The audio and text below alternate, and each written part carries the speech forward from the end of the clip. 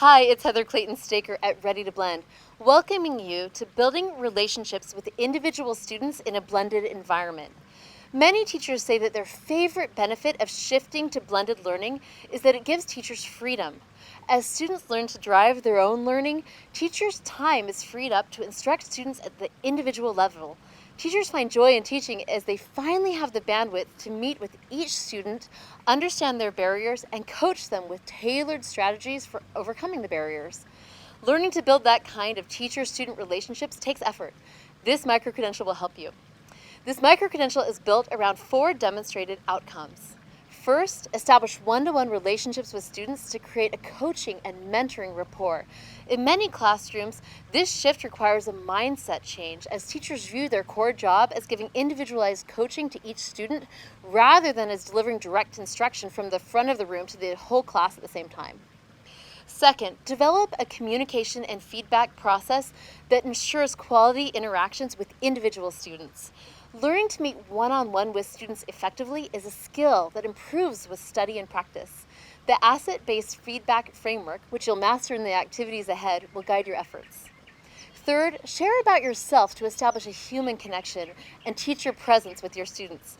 Just as you benefit from getting to know your students as individuals, your students benefit from knowing about you in a human way. Fourth, demonstrate unconditional positive regard, showing complete support and acceptance of all students.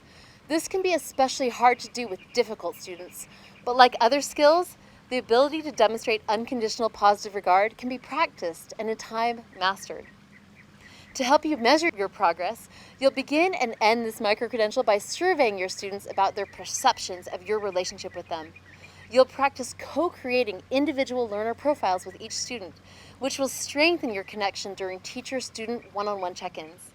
You'll also prepare an introduction video for your class, which in a sense is how you share your own individual learner profile with your students. Research shows that when teachers establish a warm presence and create positive connections with students, the students perceive teachers as more effective. They're also more engaged in their learning. Demonstrating unconditional positive regard and using an asset-based feedback framework makes teacher-to-student feedback more likely to advance student learning. Particularly if you're new to personalized learning, the skill of building strong relationships with students may seem challenging, but the activities ahead will help you consistently and comfortably establish strong connections with your students and show the unconditional positive regard that will fortify your students for new levels of academic achievement.